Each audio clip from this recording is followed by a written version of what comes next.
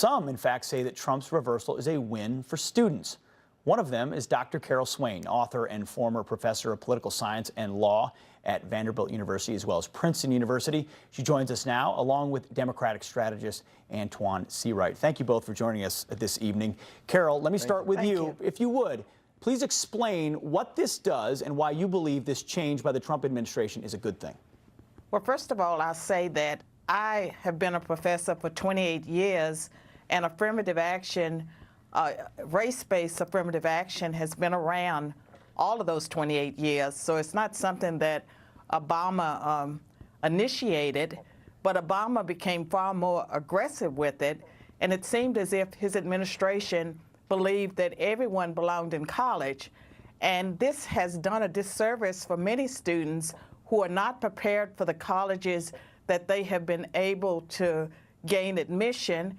And so for black students, it results in situations where only about 38% graduate in 6 years. Many students incur debt and they leave school, they have the debt, they don't have a college degree.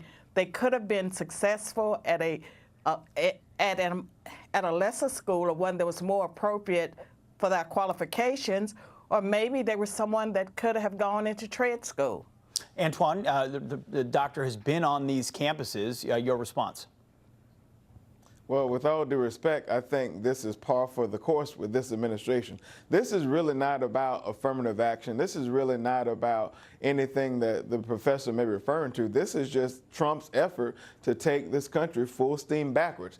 The president campaigned on the fact that he wanted to undo and redo any Obama-era policy because he simply wanted to make Barack Obama his political boogie person. So there couldn't be a disagreement. There couldn't be a legitimate policy disagreement that maybe racial preferences aren't totally healthy to admissions. Pete, these policies and measures were put in place to ensure that African Americans and the minorities in this country have their seat at the table, because for far too long we have been on the menu and never had our rightful place at the table. Look, if these policies were not in place, perhaps people like me would have never had opportunities to get into certain colleges and universities in this country. And so the bottom line is, I think this is needed, I think it's necessary, and I think this is just Donald Trump's way of feeding his base a red meat issue. Carol, your response?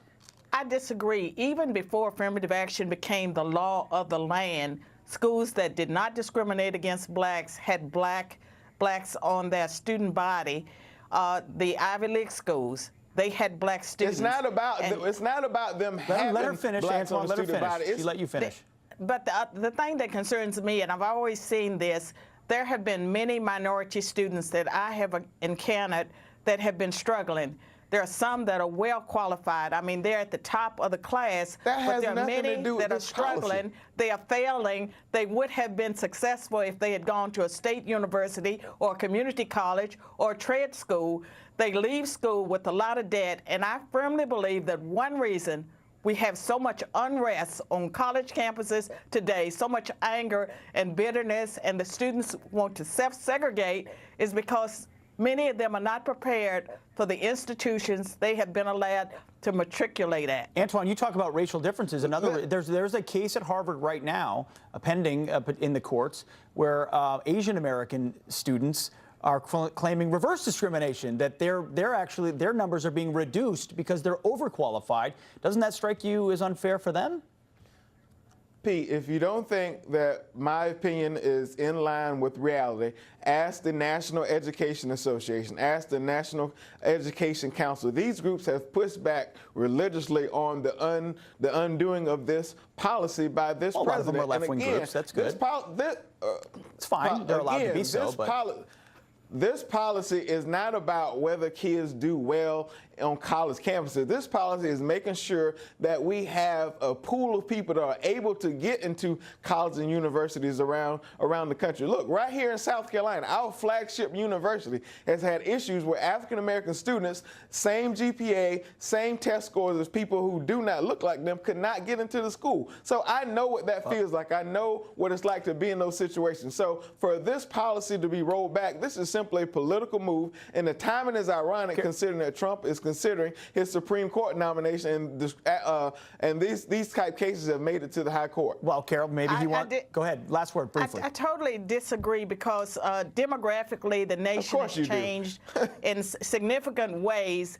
And what I see is that a lot of black students that could have been successful someplace else are at institutions where they're going to fail. They leave with lots of debt. They are angry. They're bitter. And it is unfair. This is to make sure they get their chance to get to the school. Asians.